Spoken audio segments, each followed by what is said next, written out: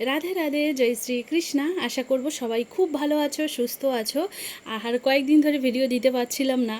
অনেকেরই personal message আসছে যে কেন ভিডিও আসছে না। তো তাদের জন্য বিশেষ করে প্রিয়া দিদি ভাই, দেখো তোমার জন্য কিন্তু আমি ভিডিও রেডি করেছি। তবে বড় হলো না, শর্ট ভিডিওই দিলাম, কারণ এডিটিংয়ের জন্য এখন যথেষ্ট সময় নেই, প্রচুর সময় যায় এডিটিংয়ে। এই ড্রেসটা রেডি করা হয়েছে কিন্তু 12 ইঞ্চি রাধা রানীর জন্য, যুগল জরির জন্য ড্রেস রেডি করা হয়েছে।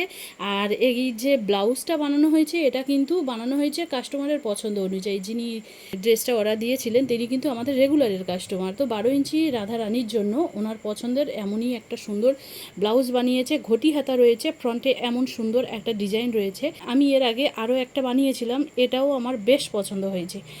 রাজস্থানী একটা লুক দেয়, ভীষণ সুন্দর লাগে। আর ছোট্ট ছোট্ট হাতে যখন রাধারানী ড্রেসটা পরে তো দারুণ লাগে। আর শ্রীকৃষ্ণের জন্য কিন্তু এটা রেডি করা হয়েছে, পুরো কমপ্লিট মন্দিরের সেট রয়েছে। তো এটা যাচ্ছে উত্তরপ্রদেশে, ওখান থেকে আমাদের রেগুলারের কাস্টমার রয়েছে। তো আমার কাছে ডিজাইনের অসুবিধা হয় না, কারণ যে যেমন ডিজাইন রেডি করে দিতে বলে ঠিক তেমনই রেডি করে দেওয়া হয়। আর অবশ্যই এই ড্রেসটা পরিয়ে দেখাবো যে ড্রেসটা পরালে আমাদের শ্রীকৃষ্ণকে কেমন লাগে।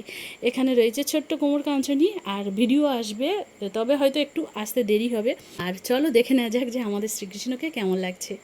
তো দেখো, তোমরা চাইলে কিন্তু শ্রীকৃষ্ণের যে ড্রেসটা না এভাবেই পরাতে পারো, উইদাউট কোমর কাঁচনি। তো ওটা না পরালেও বেশ সুন্দর লাগবে। আর দেখো ড্রেসটার ফিটিংসটা দেখো শ্রীকৃষ্ণের জন্য।